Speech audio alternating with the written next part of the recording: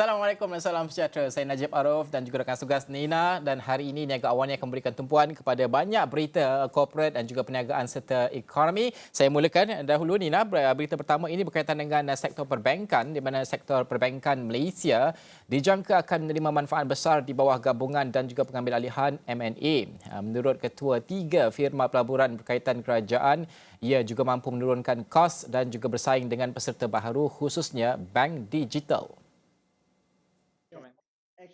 Selain itu, peserta industri bersaiz kecil juga mampu berinovasi sekiranya mereka melakukan konsolidasi. PNB, we do like the financial sector. 40% of our domestic portfolio is in banks. Although we're most well known for our ownership in Maybank, 48%. We also own stakes in KIMB, RHB, MBank, and so on. So the financial sector is for us a sector that consistently delivers dividend, and our portfolio and our unit holders expect that. I guess the question on consolidation, one thing I'll say is the market is very different than where we were in 2001 financial crisis. We had 50 plus over banks, and then the benefits of consolidation down to 10 anchor banks truly made sense, and we are in a way reaping the benefits of that. Strong capitalized bank, highly resilient. Having said that, I do think there are benefits for further consolidation. As Dato' Sri Amir said, they are still subscale banks. As you think about higher compliance costs, non-traditional competition, you do need to invest and scale up. And secondly, the whole digital game, you do need to invest into core systems and technology. Namun bagi PNB, soal dividen harus diberi tumpuan dalam membuat keputusan M&A. Malaysia menyaksikan industri perbankan yang semakin sengit dengan penerbitan 5 lesen perbankan digital pada akhir April. Sementara itu, Ketua Pegawai Eksekutif Kumpulan Wang Simpanan Pekerja KWSP, Datuk Seri Amir Hamzah Azizan berkata, sektor perbankan mempunyai 26 firma dengan 5 pemberi pinjaman utama menguasai 48% perkongsian pasaran. So the bottom part of the market is actually quite small, played by a lot of players. And I think that it is probably a segment that is probably due for some form of reconsolidation, if you want to call it that. Yeah, I think as you're all aware that within EPF we do have a couple of strategic investments in the banking sector, and one of our strategic investments have also started the process of consolidation. We have a transaction that's actually ongoing at this point.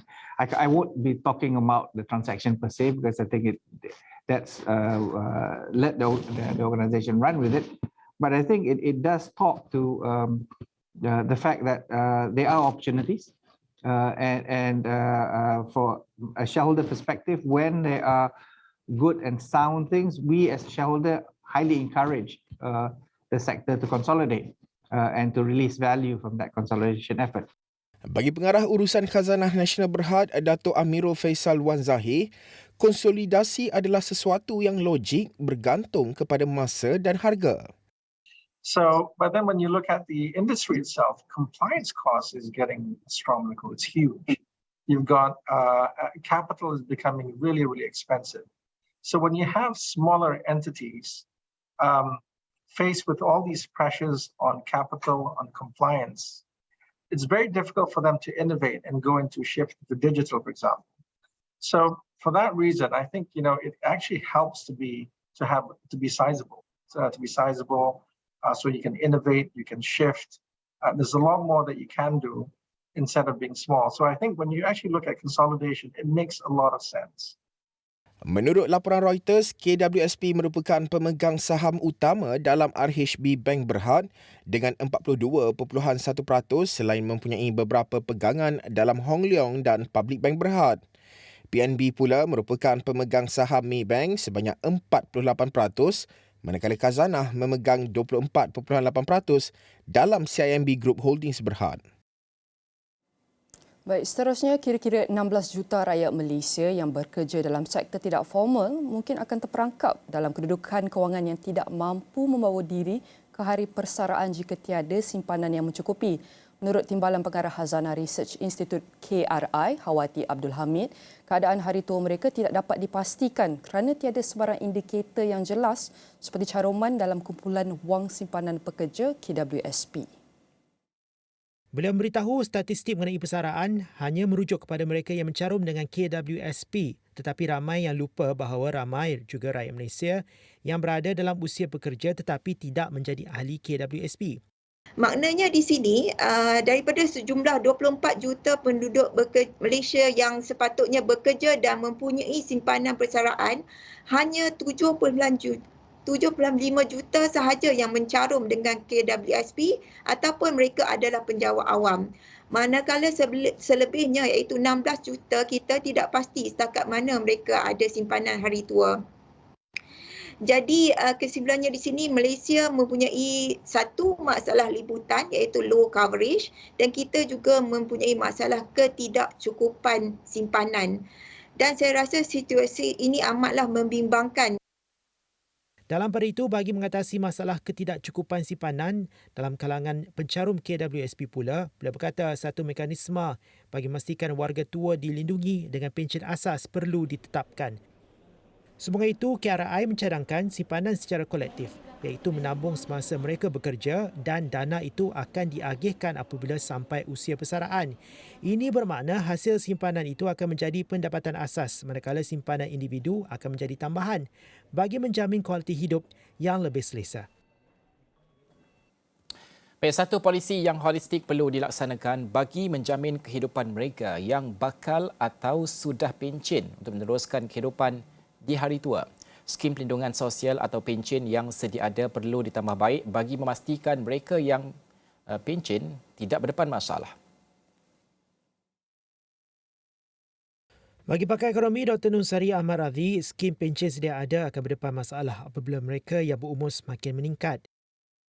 Kalau kita tak melakukan sesuatu seperti yang Tuan Najib cakap tadi, sekarang kita akan berdepan dengan masalah tentang golongan mereka yang tua bagi 10-20 tahun yang akan datang. Jelas beliau kenyataan yang dibuat kumpulan wang simpanan pekerja KWSP mengenai tahap simpanan mereka yang bakal berusia 60 tahun ke atas menunjukkan tahap membimbangkan. Nusari berharap kerajaan melihat perkara itu dengan lebih serius dan mengambil langkah yang proaktif untuk mengatasi masalah terbabit. Isu masyarakat menua merupakan satu perkara yang telah kerap dibincangkan sebelum ini dan ramai yang berharap ada usaha dilakukan untuk menjamin masa depan golongan yang bakal pencen. Tahap pendapatan secara menyeluruh yang rendah menjadi masalah utama untuk mereka yang sudah pencen untuk hidup dalam keadaan selesa. Menurut pakar ekonomi Datuk Nunsari Ahmad Radhi, kerajaan perlu meningkatkan tahap pendapatan menengah agar pekerja tidak mempunyai masalah bila sudah pencen. Kita punya masalah yang sepatutnya kita tekankan ialah bagaimana satu untuk tingkatkan pendapatan secara median menengah yang lebih tinggi. Yang keduanya ialah supaya jenis kegiatan ekonomi itu memberi pulangan lebih kepada buruh berbanding dengan kepada modal. Itu kita punya masalah asas. Dia kita tengok Jepun nanti, kalau Jepun ni dia orang tua, dia dah menjadi masyarakat yang tua, tetapi oleh kerana dari segi taburan makin tua ramai pun, tapi oleh kerana mereka berpendapatan tinggi, maka mereka yang dalam umur tua tu boleh hidup dalam keadaan yang selesa jugalah. Tapi masalah yang lebih runcing di Malaysia pada saya, selain daripada makin lama makin ramai orang tua, ialah tahap pendapatan kita secara umum adalah rendah. Dan itu satu yang kita kena perbaiki. Kalau tidak, kita buat macam mana pun KWSP ataupun LTAT dan sebagainya, tak boleh kita nak perbaiki keadaannya. Baik, sejak seminggu yang lepas, Nina, banyak angka ekonomi kita perolehi. Malaysia antaranya 8.9% untuk suku kedua. Kita melihat Singapura juga sudah keluarkan terbaru semalam. Thailand mengeluarkan 2.2 untuk suku kedua Thailand ataupun 2.3%, lebih kurang macam tu. Bermaksud kalau kita melihat kepada di kalangan negara ASEAN ini, pertumbuhan positif itu dicatatkan pasca pembukaan semula sempadan dan juga pemulihan atau peralihan ke fasa endemik. Haris Ashraf Hasnan, rakan tugas kita, ada angka-angkanya. Haris, kalau boleh kita lakukan perbandingan untuk kita dapatkan gambaran penuh. ASEAN ini bagaimana? Kerana di Eropah itu kita bercakap kemelesetan hampir berlaku. ASEAN bagaimana? Ya, pertamanya untuk waktu ini saya nak kongsikan angka jelas kita melihat kepada dari segi KDNK. Kedua, kita nak melihat dari segi inflasi kerana antara yang dinyatakan menerusi survey oleh Nikkei sendiri, Nikkei mendapati bahawa isu inflasi itu menjadi kebimbangan utama oleh negara-negara anggota ASEAN. Mari kita lihat dahulu angka-angka melibatkan, saya senaraikan 5 pertama dahulu, keseluruhan 10 negara anggota ASEAN. Kita lihat 5 pertama dahulu, ini adalah untuk suku kedua tahun 2022. Malaysia seperti yang direkodkan iaitu 8.9 seperti yang diumumkan Jumaat lalu oleh Bank Negara Malaysia. Singapura sekitar dalam annually growth KDNK adalah dalam 4.4, Thailand 2.5, Vietnam 7.7 dengan Myanmar fokusnya sekitar 3.0. Tetapi kalau kita lihat Myanmar ini dengan angka inflasinya adalah 17.7 pada bulan April, ia merupakan satu angka yang cukup membimbangkan dengan fokus sekitar hanya 3% KDNK.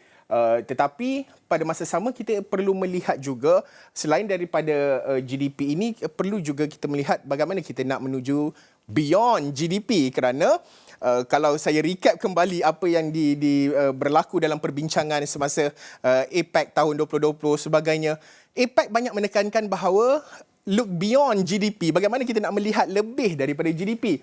Baik, ini 5 negara pertama yang saya kongsikan. Kemudian kita lihat kepada Indonesia, KDNK ataupun GDP-nya adalah 5.4 untuk suku kedua, Filipina 7.4, Brunei fokus antara 0.4 hingga 0.8 dan Kemboja adalah sekitar 4.5 fokus dan Laos juga 3.8 fokus.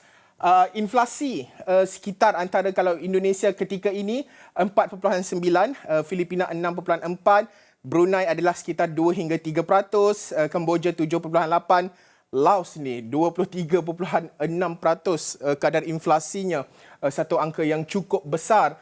Dan sudah tentu untuk waktu ini kita nak meneliti juga apakah yang perlu dilakukan oleh negara-negara anggota ASEAN.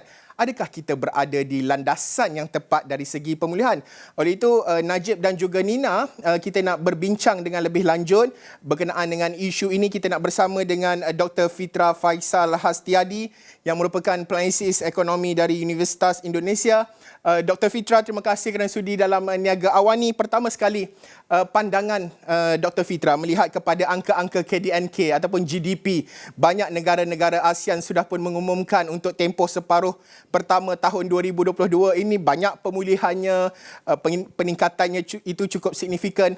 Pandangan Dr. Fitra sendiri, adakah kita berada di landasan yang tepat dari segi pemulihan ekonomi ini? Ya, Pak Haris. Jadi secara umum kita masih melihat apa yang dialami negara-negara ASEAN dalam konteks pertumbuhan ekonomi ini masih on the right track. Dan ini juga sejalan dengan euforia recovery pandemi. Jadi ketika kita memasuki masa pemulihan pasca pandemi, ini ada euforia konsumsi yang meningkat ya. Jadi kita bisa melihat misalnya di Indonesia kemarin ketika ada libur Lebaran, ada mudik dan seterusnya, dan saya rasa ini juga menjadi semacam atribut yang generik yang juga dihadapi oleh negara-negara ASEAN lainnya. Euforia konsumsi selepas pandemi ini saya rasa sangat signifikan. Ini juga yang diramalkan oleh Morgan Stanley beberapa waktu yang lalu ketika melihat prospek pertumbuhan ekonomi negara-negara di ASEAN yang salah satunya dipicu oleh euforia konsumsi tersebut. Tetapi perlu kita juga lihat bahwa selepas pandemi kita juga melihat adanya tekanan-tekanan lain di luar pandemi. Salah satunya adalah iklim geopolitik yang sampai sekarang kita masih belum melihat kesudahannya sampai mana. Nah, dalam konteks itu, maka apa yang berasal dari pandemi, ya kita melihat selama pandemi ini ada pertumbuhan yang disproporsional antara supply dan demand, ya, ketika macam-macam negara itu memberikan stimulus, demand-nya overshooting, sementara di sisi yang lain supply-nya terhambat. Karena selama pandemi kan kita melihat bahwa produksi ini cukup sulit gitu ya, karena adanya unemployment, di layoff dan seterusnya, kemudian masa tanam yang tertunda dan seterusnya. Ini yang kemudian menimbulkan harga-harga yang tinggi di level dunia. Nah, ini juga yang kemudian diperparah dengan iklim geopolitik yang kita alami sekarang, yang ini menekan value chain dan production network. Nah, pada akhirnya ini juga akan menekan ya negara-negara ASEAN di tahun ini dan juga tahun depan. Untuk di awal-awal ini kita masih bisa melihat, setidaknya kalau saya melihat data Indonesia, itu produsen meskipun sudah menghadapi harga-harga yang tinggi, tetapi mereka masih bisa menahannya tidak sampai ke level konsumen. Sehingga kalau kita lihat tadi forecast inflasi atau realisasi inflasi sampai tidak-tidaknya kuartal kedua itu masih dalam level yang manageable. Meskipun ada beberapa negara tadi yang cukup menderita ya, seperti misalnya Laos dan juga Myanmar. Nah, tapi secara umum kita masih dalam keadaan yang manageable. Ya. Meskipun demikian, dalam proyeksi yang juga kami lakukan, ini produsen pada akhirnya akan segera mentransmisikannya ke level konsumen. Nah, secepat apa? Kita juga harus melihat dalam kondisi input produksi yang dimiliki oleh masing-masing negara. Nah, secara umum di negara-negara yang ada di ASEAN itu oversupply dari sisi input produksi. Ya memang kalau kita melihat dalam konteks harga minyak dunia, Indonesia sendiri ini memang cukup tertekan. Tetapi dalam konteks input produksi yang lainnya, agriculture, besi baja, dan input-input produksi yang lain, kita masih dalam kondisi yang cukup baik dan melimpah. Bahkan untuk Indonesia sendiri, Pak Presiden Joko Widodo beberapa waktu yang lalu juga sudah menyampaikan bahwa kinerja sektor pertanian kita ini sangat baik dan bahkan bisa kemudian melakukan swasembada atau produksi yang tinggi gitu untuk kebutuhan domestik dan kemudian bisa diekspor secara cukup signifikan. Nah, ini kondisi yang kita alami sekarang di ASEAN. Jadi tekanan dari sisi produksi memang sudah kelihatan, tetapi belum cukup signifikan. Berbeda dengan negara-negara di luar ASEAN. Nah, oleh karenanya ASEAN ini menjadi semacam tempat yang sangat menarik untuk negara-negara lain berkumpul. China, Jepang, Amerika Serikat, semua terutama yang mengalami kelangkaan input produksi, mereka juga mencari-cari alternatif. Salah satunya adalah di ASEAN. Dan oleh karenanya kita juga melihat forecast prognosis dari ekspor untuk negara-negara ASEAN itu juga cukup signifikan.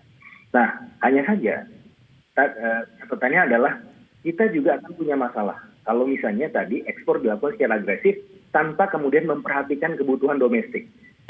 Untuk kondisi Indonesia, datanya adalah kalau kita Indonesia melakukan ekspor secara agresif dan tidak mengindahkan kemudian kebutuhan domestik, ini mulai tahun 2023, itu tekanan inflasi dari sisi produksi itu akan semakin tinggi. Kenapa? Karena ketika demand domestik ini meningkat, sementara di sisi yang lain kemampuan produksi itu terhambat karena apa? Input produksi langka. Nah, ini kemudian kita harus berhati-hati. Dan oleh karenanya Pak Haris, yang harus dilakukan oleh ASEAN sebagai perkongsian, ini kita harus menguatkan skema kerjasama ketahanan input produksi, ketahanan komoditas, ya supaya nanti mencegah adanya kelompok-kelompok atau negara-negara yang mengalami kesulitan terhadap volatilitas harga, ya, terutama harga komoditas. Ya, Dr. Fitra, kalau kita melihat kepada apa yang Dr. sebutkan tadi, banyak faktor yang bakal mempengaruhi pergerakan ekonomi. Inflasi yang terus meningkat, kita melihat dasar monetary juga diperketatkan di kebanyakan negara, menyusul kepada dasar monetary di negara maju sendiri. Pelbagai faktor lain seperti Dr. sebutkan juga, isu rantaian bekalan yang terganggu, harga komoditi yang tidak menentu, risiko kesihatan awam juga masih lagi wujud. Mungkin kalau di peringkat ASEAN ini, adakah dengan unjuran kegawatan yang berlaku di negara-negara maju Eropah sebagai contoh, mungkin akan tempiasnya akan tiba ke ASEAN? Apa realitinya? Ya, dalam konteks negara yang sudah semakin terhubung seperti sekarang, apa yang terjadi utara pasti akan terjadi juga di selatan. Sekecil apapun, kejadian apapun, itu akan memberikan efek sistemik. Karena kita biar bagaimanapun sudah semacam organisme yang semakin terhubung. Nah, oleh karenanya, yang ke depan yang harus kita lakukan adalah memperkuat koordinasi kerjasama kewilayahan. Itu yang pertama. Kita harus first thing first gitu ya. ASEAN ini menjadi prioritas. Yang berikutnya adalah baru kemudian kita melakukan perkongsian atau kerjasama yang signifikan dengan negara-negara lain. Tapi yang jelas ASEAN sekarang sedang di atas negara-negara lain dalam konteks supply, dalam konteks prospek pertumbuhan ekonomi, dalam konteks tekanan dari inflasi. Dan oleh karenanya ya kita juga harus kemudian memanfaatkan itu sebagai leverage ASEAN di level dunia gitu. Nah, sekarang ada perkongsian G20 dan kita juga harus memanfaatkan itu dengan baik, memberikan sinyal-sinyal bahwa ASEAN merupakan tempat yang paling baik di masa depan untuk melakukan investasi karena ya dengan kondisi atau fondasi perekonomian ASEAN yang sementara ini masih cukup baik. Tetapi itu saja tidak cukup. Kita juga harus menguatkan dalam konteks tadi di jangka pendek akan ada volatilitas atau gejolak-gejolak yang mungkin kita akan hadapi. Dan oleh karenanya perkongsian atau kerjasama di level ASEAN ini harus semakin dikuatkan. Kita tidak bisa bergerak sendiri-sendiri. Karena seperti misalnya kemarin ketika ada kasus minyak goreng di Indonesia, ya meskipun sebagai penghasil CPO salah satu yang terbesar di dunia bersama Malaysia, tetapi kita mengalami masalah di situ. Nah, bukan masalah dari sisi supply, tapi dari sisi tata kelola. Beberapa kali saya sampaikan kepada pemerintah di Indonesia bahwa ya bagaimana kalau kita berkongsi saja dengan Malaysia, kita impor dari Malaysia, kita bikin MOU, bilateral, MOU dan seterusnya untuk menjaga di level hilir. Nah, perjanjian-perjanjian seperti ini bisa kemudian kita institusionalisasi ya, dalam konteks yang beyond informal. Ya, tidak hanya kepentingan antara dua negara, bahkan ada kepentingan untuk ASEAN, jadi kepentingan yang lebih besar. Kita dulu kalau ingat pasca 1998 krisis di Asia pada saat itu ada Chiang Mai Initiative, ASEAN plus 3 countries. Nah, dalam konteks kebijakan moneter mempertahankan reserves, international reserves, cadangan devisa. Tetapi di sini dalam konteks ini itu menjadi semacam presiden, itu menjadi semacam pelajaran buat kita. Oh, oke, kita pernah melakukan itu dan kenapa kita tidak melakukannya lagi tapi sekarang di level komoditas. Nah, untuk dari sisi moneter saya rasa dari sisi international reserve pandemi kemarin itu sebenarnya sebagai salah satu the necessary evil yang membuat negara-negara ASEAN itu lebih kaya reserve-nya ya dalam konteks likuiditas moneter. Tetapi dalam konteks komoditas, oke kita sekarang masih ada cukup gitu ya, tetapi sampai kapan? Nah ini harus kemudian diperkuat ya kerjasamanya supaya mempertahankan level commodity based cooperation supaya apa? Nanti kalau ada gejolak-gejolak ke depan kita ada buffernya minimal dan itu saya rasa itu menjadi salah satu yang paling penting dan pelajaran yang paling penting selama pandemi dan krisis. Betul, seperti yang doktor cakapkan tadi, kita harus pertingkatkan kerjasama antara wilayah-wilayah dan negara, terutama dalam masa kini. Jadi boleh jelaskan apakah cabaran kerjasama di peringkat ASEAN ini sendiri? Kita mahu lihat apa cabaran dia, apa kehalangan dia kerana apabila krisis berlaku di peringkat dunia ni, kita ada wujud sikap perlindungan untuk setiap negara sendiri. Jadi untuk ini disebabkan kita mahu untuk teruskan kejaminan kelangsungan masing-masing untuk negara. Jadi apakah pandangan doktor sendiri? Ya, yang pertama sebelum saya menjawab pertanyaan itu adalah kita juga harus melihat risiko paling besar untuk ASEAN sekarang bukan dari risiko likuiditas moneter. Ya, karena dalam konteks itu saya merasa masih cukup aman gitu ya. Dari sisi pertumbuhan ekonomi fondasi masih baik, dari sisi inflasi tadi meskipun sudah meningkat secara di atas konsensus tapi saya rasa masih lebih baik dibandingkan dengan negara-negara di luar ASEAN secara rata-rata.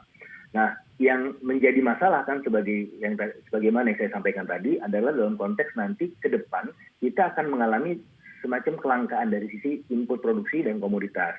Ini yang sudah dialami oleh negara-negara lain dan ini yang kemudian membuat prospek mereka di tahun-tahun mendatang itu agak buruk dalam konteks nanti ada stagflasi. Jadi pertumbuhan ekonomi yang melambat di satu sisi tetapi inflasinya juga menggelora atau meningkat karena ada tekanan dari sisi produksi atau cost push inflation. Dan untuk mencegah kejadian itu menekan ASEAN, ya tadi dalam konteks kerjasama apa yang harus kita lakukan? Ya harus meningkatkan tadi. Kita harus membuat semacam institusionalisasi kerjasama di bidang komoditas, ya penguatan sebagai buffer, sebagai gudang besar ASEAN. Ya dan ini kemudian apakah ada presidennya yang serupa? Dulu ada Chiang Mai Initiative tadi saya sampaikan tadi di bidang moneter.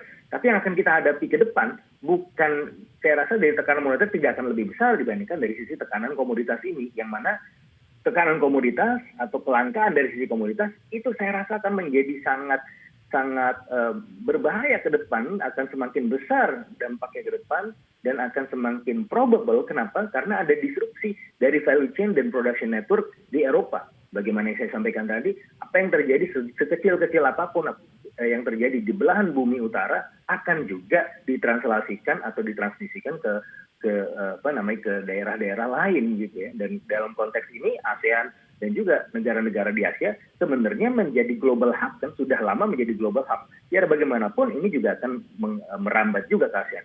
Dan oleh karenanya kita salah satu yang paling penting dan menjadi prioritas sekarang adalah bagaimana input produksi terutama dari sisi komoditas, produk-produk agriculture. Karena apa? Yang paling penting adalah supaya masyarakatnya itu tidak kelaparan gitu kan. Nah, memang kita masih jauh dari situ, tapi setidak-tidaknya kita bisa memiliki semacam kerjasama ini untuk kemudian berjaga-jaga agar peristiwa-peristiwa yang akan kita takutkan terjadi di masa depan itu tidak terjadi. Menjadi gudang besar ASEAN berkongsi bersama-sama, dan kemudian bahkan kita tidak hanya bisa menolong ASEAN saja, bahkan kita bisa menolong yang lain-lain juga gitu ya. Ketika ASEAN itu sudah sangat baik fondasi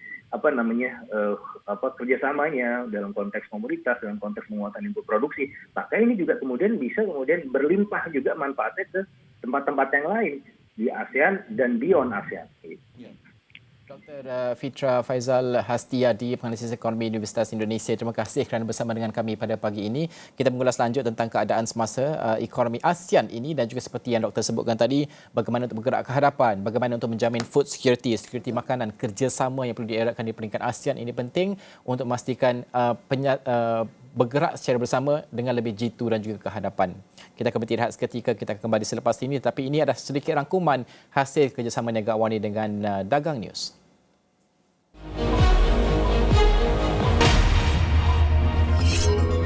Fitch Solutions Country Risk and Industry Research menyemak semula unjuran pertumbuhan keluaran dalam negara kasar sebenar untuk Malaysia kepada 5.9% untuk 2022 berbanding 5.2% sebelumnya.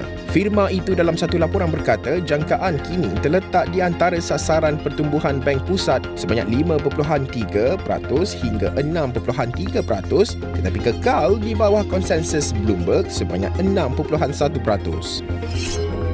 Malaysia Airports Holdings Berhad menjelaskan perjanjian baru-baru ini dengan AirAsia Berhad dan AirAsia X Berhad untuk menghentikan prosiding undang-undang tidak berkaitan dengan tuntutan hutang kira-kira 78 juta ringgit yang perlu dibayar dan terhutang daripada AirAsia X. Menurutnya, jumlah itu telah pun dikompromi menurut Perintah Mahkamah Tinggi bertarikh 16 Disember 2021 yang meluluskan skim pengaturan AirAsia X untuk menyusun semula hutangnya.